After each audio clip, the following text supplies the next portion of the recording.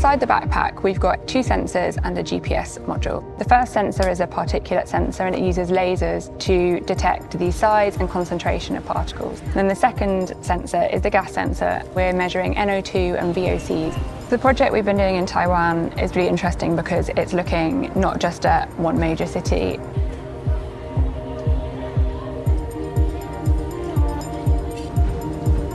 虽然这边是一个被绿化的公园，那边是个停车场的出风孔，我们待在那边一下。夜市的味道啊，闻起来非常的爽。不过我不知道我的肺爽不爽啊！哇哦，其实很漂亮呢，很大，很漂亮。哇哦，但是还不能那么确定空气品质是好的，还有等它的报告。 Hi. Hi, I'm Jess from Dyson. I see this line, it goes from green to red and then to yellow. Is the air quality better in the north? The important thing to bear in mind when we're looking at this data is sort of personal to you and your trip.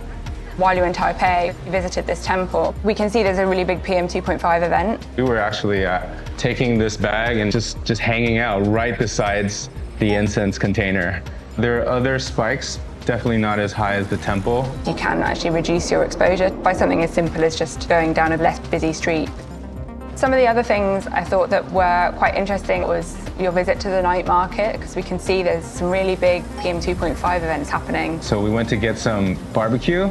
So they had a lot of coal, and then we had like stinky tofu, which was fried. Those kinds of things are good culprits for lots of pollution being released. Towards the end of the day, obviously you're at the hotel and it's quite low, but there's a big spike overnight that seems to be caused by a candle that was lit before going to bed. It doesn't sort of get back down to normal levels until about 6 a.m. It's interesting that because it's indoors, it kind of goes down really slowly. It's like really important to have good air inside. It seems like on day 3, the worst part of the day in terms of air pollution was in Kaohsiung, taking the ferry. Transport hubs are places where there are more pollution issues. It's quite a short spike, even though it's very high, it doesn't last that long. So it seems like life is full of air pollution, but then there are certain parts of that day where like everything seems to be flat or near the bottom. Like around 5 or 6, we went to film the sunset at Gaomei wetlands, and that's a really open area. A lot of people go there for sightseeing and to enjoy nature. Working with people that are really interested in the subject obviously helps, and Alex was really engaged in understanding a bit more about air quality. These projects really show that it's a great way to be able to engage with somebody and hopefully give them some sort of tangible actions they can take. 那我环岛已经4年了啊，这次非常有趣的是用一个空气品质的眼光去看台湾。